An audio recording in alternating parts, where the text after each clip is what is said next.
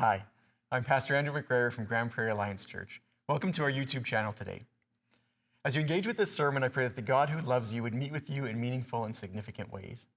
I want to encourage you to lean in to the extent possible, with a heart posture that's open to receiving from God whatever it is that He wants to say to you or do in your life today.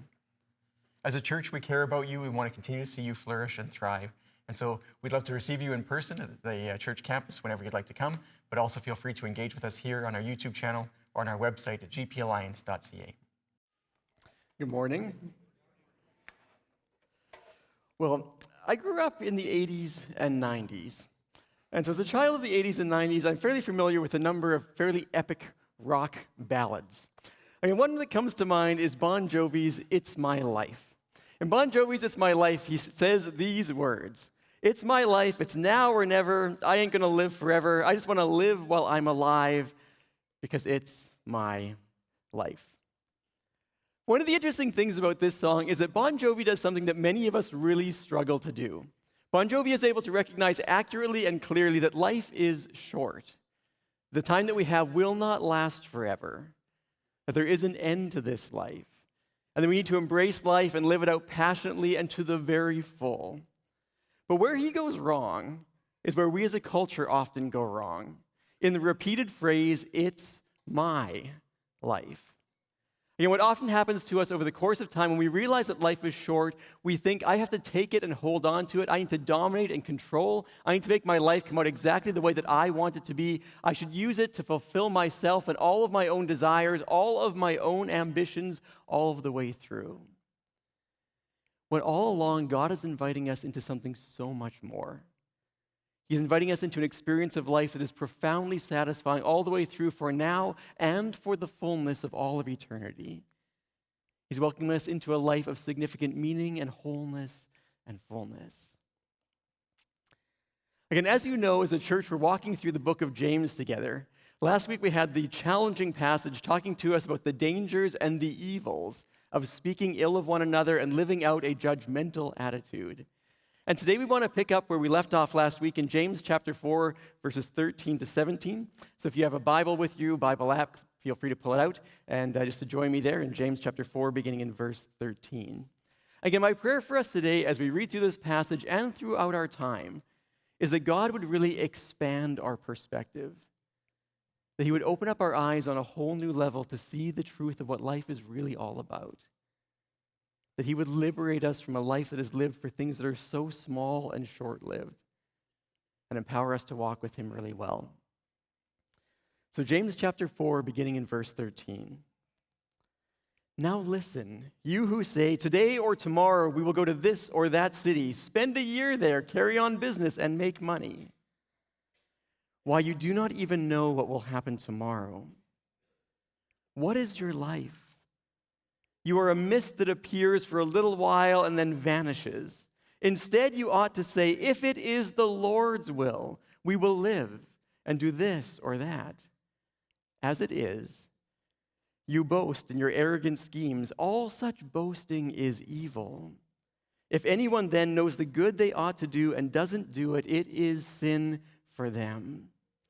Again, when we read these words, James could have written these directly to us instead of almost 2,000 years ago. He understands our culture, our mindset, our perspective, our self-made view of reality.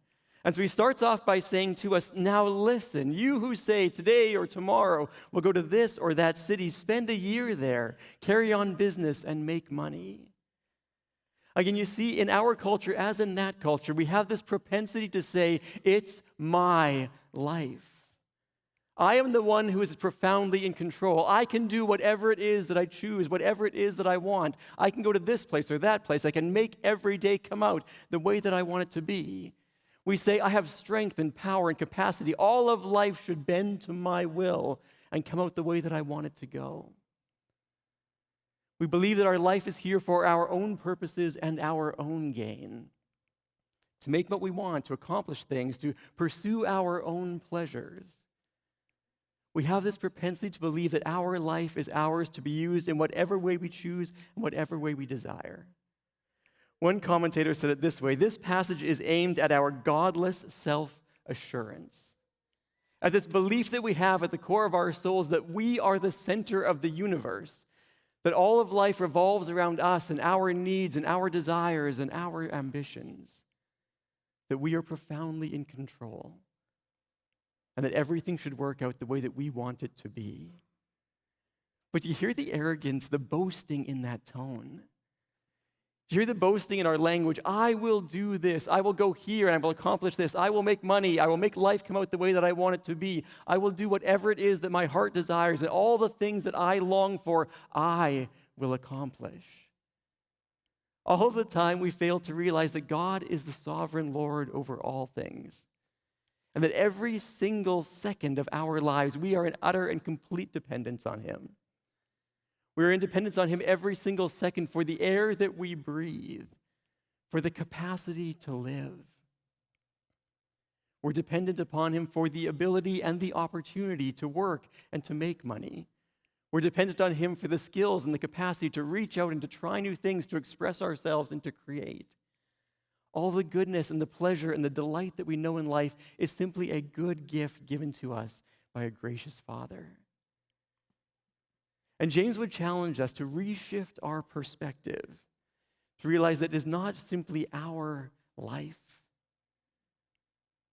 And as you think about your thoughts over the course of the last week, how much has this been playing out in your experience? How much have each and every one of us been planning out our days and our time with absolutely no reference to God, simply choosing to do life exactly as we want and will, to accomplish our own ends and to meet whatever needs we think we desire? But we're invited into so much more. And one of the interesting and challenging pieces about it is that God has given us a particular capacity to decide. He gives us the days of our life. He gives us the breath that we breathe. He gives us the opportunities before us, but we have to choose day in and day out. Am I going to live this life for my own gain? Or will I live this life for Him? And so James then kind of draws the curtain back and begins to expand our capacity to see what reality is all about. He says to us, "Why, you do not even know what will happen tomorrow. What is your life? You are a mist that appears for a little while and then vanishes." Again, this is a direct assault on our culture's perspective that we are in control. Again, we have this deeply rooted belief in our culture that if we just have enough money and enough power and enough approval from the people around us and enough opportunity or education, if we just have enough, we can control everything. And we should be able to control everything and make it all come out the way that we think it's supposed to be. Again, we see this profoundly when something goes wrong. In our culture, as soon as something goes wrong, we instantly move towards we have to find someone or something to blame. Because as long as we can find someone or something to blame, we can still control the outcome. If I just avoid that person or that thing or that situation, or we stop that particular behavior, we can still control all of the uncontrollables of life. This is one of the lies that spins through our culture day in and day out. And James is inviting us to recognize we are not actually in control. We don't even know what tomorrow is going to bring.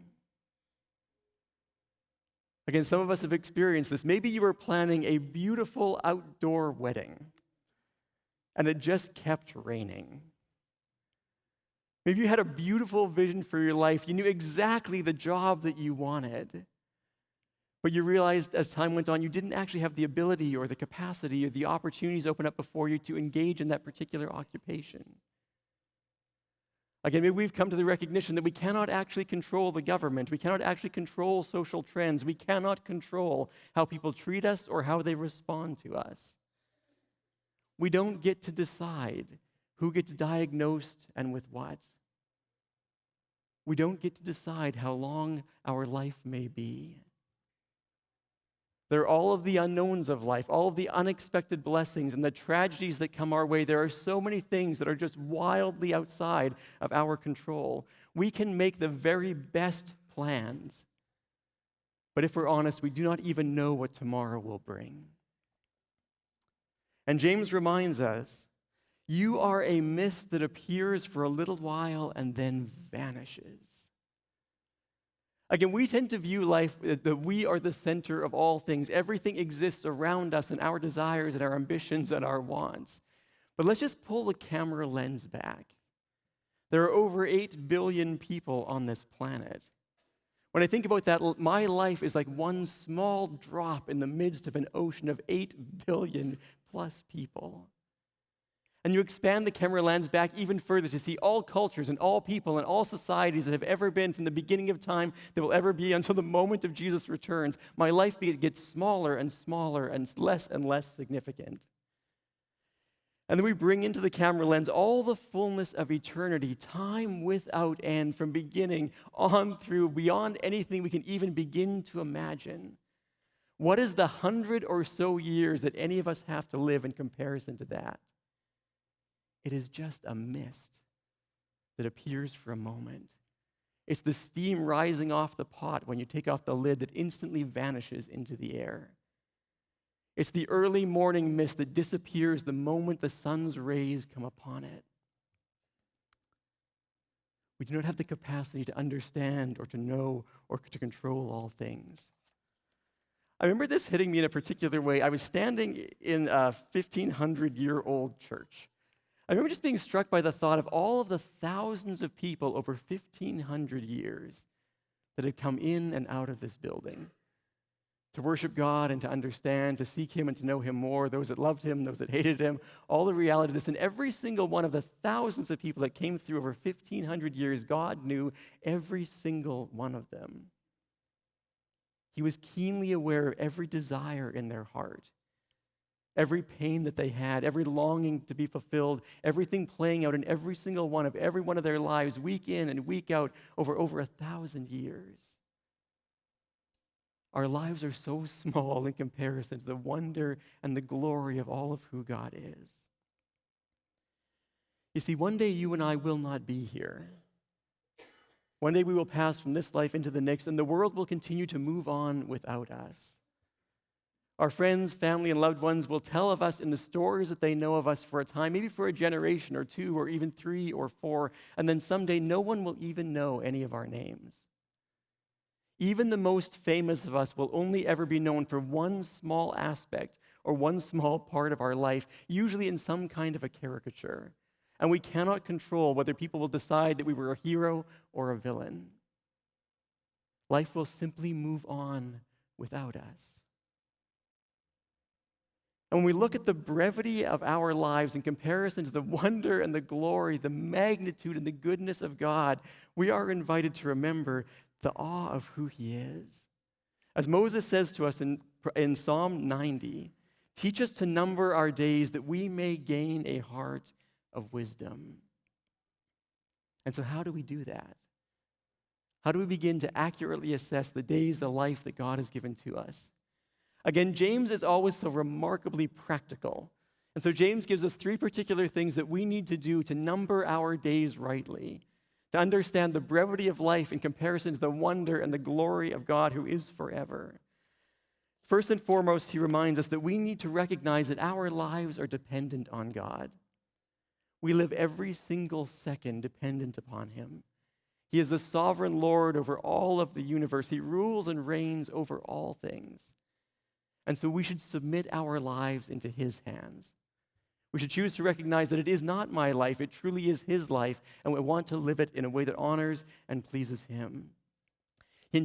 James challenges us to do this with our speech by saying, instead you ought to say, if it is the Lord's will, we will live and do this or that. As it is, you boast in your arrogant schemes. All such boasting is evil. Again, James is giving us a spiritual discipline to practice. He says to us, don't just say, I'm going to do this and I'm going to do that. It's my life to accomplish whatever I desire. He says, instead, recognize and honor God well. Choose to say, if God wills, I will go to this place or that place. I will continue to live and accomplish the things that He desires for me. Again, the really good gift of this spiritual discipline is it reminds us day in and day out that we are not the ones who are in control. Ultimately, God is the one who controls every day in and out. It also is a really good gift to the people around us because it also reminds them that they also are not in control. And that we live our lives dependent on the goodness and the grace and the mercy of God day in and day out. And maybe the exact spiritual discipline that you need is just this.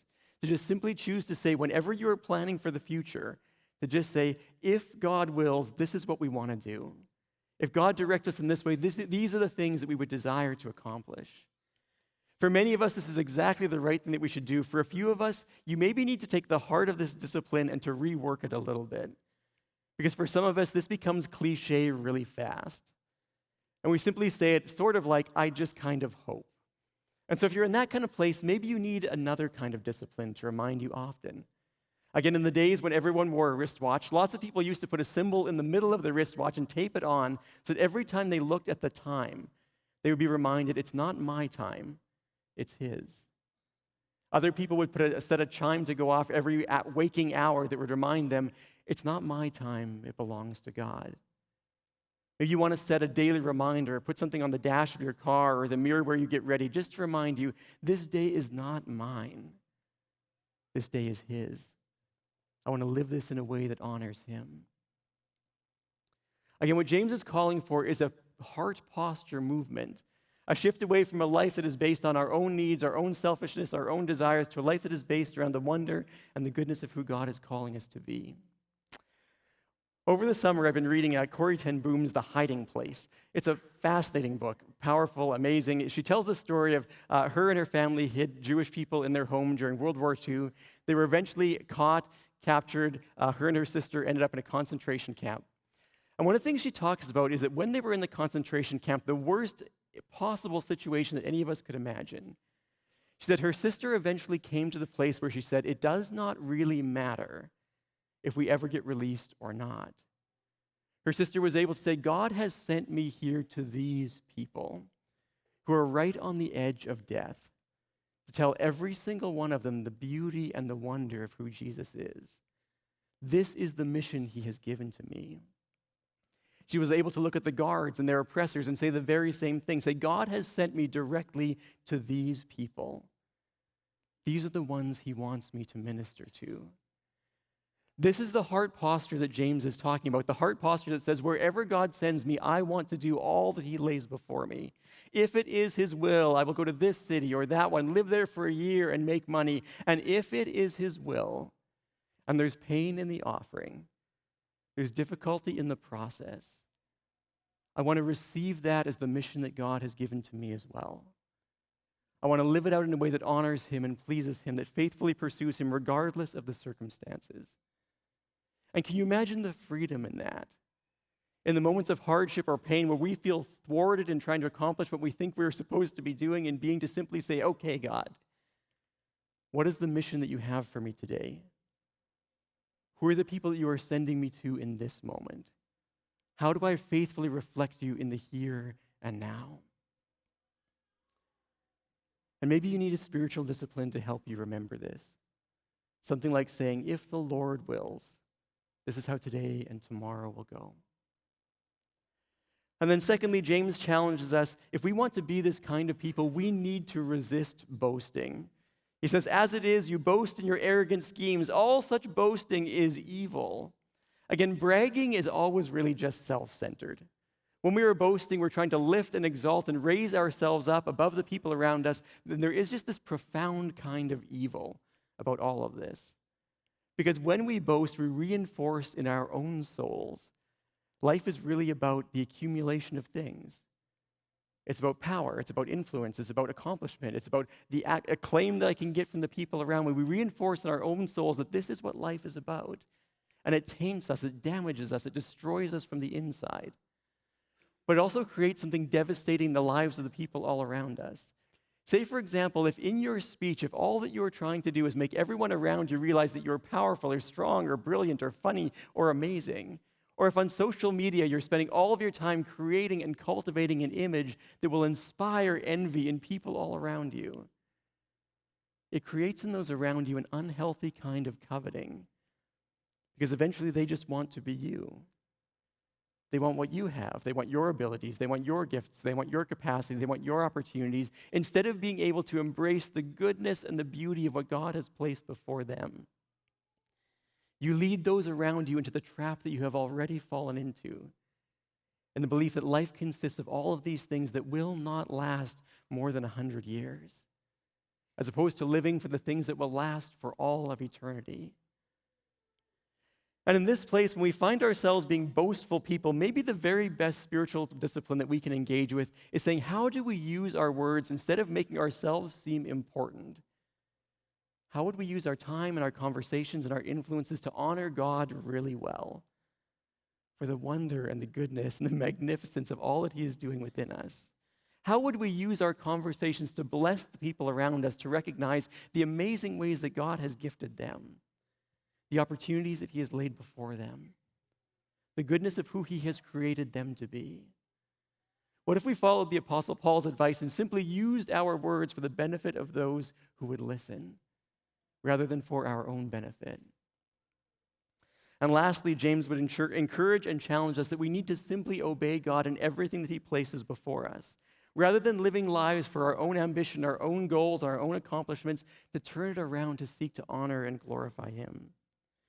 He says, if anyone then knows the good they ought to do and doesn't do it, it is sin for them. Again, this is this fantastic reorientation of life. Because every single day, God places before you and He places before me opportunities to join Him in the life-changing, eternity-transforming work that He is doing. He has given you unique gifting, unique experiences, unique opportunities. He's placed you exactly in the spot that He wants you to be in this moment. If there was a better life for you, God would have given it to you. And so James would challenge us, don't give in to the sins of omission. Again, certainly he would say to us, you need to obey God in everything He's calling you to do to resist all of the evils we have already talked about. But sin isn't just about committing a wrong action or thought or word. Sin can also be choosing not to do the good that God has placed before us. In church history, we have called this sins of omission. And again, where has God placed you in this moment? Who are the people that He has set before you? What are the opportunities that He has given to you? No one can do the work that God has placed before you nearly as well as you can. If you choose to disobey Him and remove yourself, He may send someone else into that space, but it will not be done as well as you could do it. He has a unique calling for you, unique opportunities that He's setting before you. One of the challenges is that all of these callings will typically bump up against our perspective that it is our life. Because in order to follow God faithfully and well all the way through and all of the opportunities that He places before us, it means that we must, by definition, choose not to do some of the things that we want to do. Again, it may mean that we need to use some of our time to bless and to care for and to encourage someone when we would way rather use our time in a selfish pursuit. Again, it might mean not buying things that we really want in order to support the work of God or to care for the practical needs of someone who just needs the help. It might mean that we need to surrender dreams and goals and ambitions and desires that we have. Again, at breakfast this last week, one of our conversations was kind of about life planning and what our girls wanted to do. And I was reminded in that conversation, this isn't the life that I chose for myself. As I was growing up, this is not what I wanted to do. I wanted something much more exciting. My dad was a pastor. I'd watched ministry. I was like, this is a little bit intense. But again, this is the life that God picked for me. And it's so much better than anything I could have chosen for myself. It's so much more satisfying. It is so much more exciting. It is so much more fulfilling. It is so much more meaningful than anything I could have ever planned or chosen. Because He just always knows what's best. And when we face these sacrifices, when we have to give up the things that we would want or desire in order to follow Him well, it becomes 1,000 times easier when we pull the camera lens back and we just remember our lives are a mist that appears for a moment in comparison to the glory and the splendor of God who is for all eternity, time without end. And each and every day He gives us the unique opportunity to join Him in things that will last forever and ever and forever. You see, the truth is that Bon Jovi really got it right when he said that life will not last, and we need to seize it and take it and live it out passionately. But you and I have the choice to make every single day.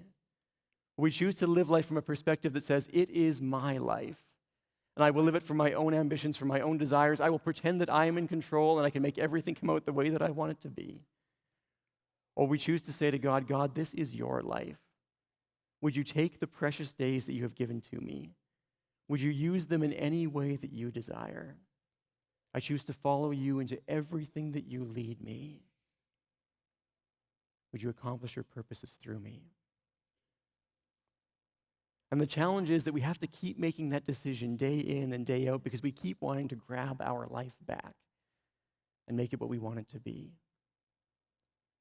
And so my question is, how are you using the days that God has given to you?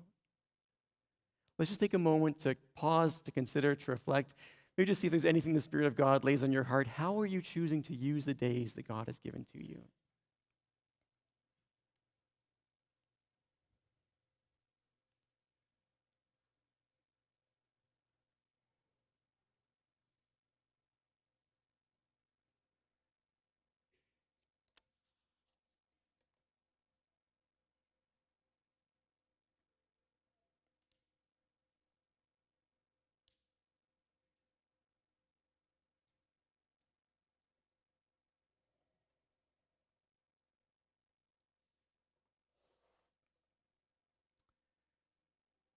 And then my next question is, what is the next step that God is calling you to take? Do you need some kind of spiritual discipline to remind you daily or even more often that you are not in control and that this life is meant to be His? Is God challenging you with your speech to give up boasting and the exaltation of yourself, but to choose to praise and to honor Him instead? Or is this about doing the good that God has placed before you? Because for some of us today, there are particular good acts that God has placed right before you today. And for some of us, we have been resisting Him in these things for a long time. And so what is His invitation to you today? What is the next practical step that God is calling you to take?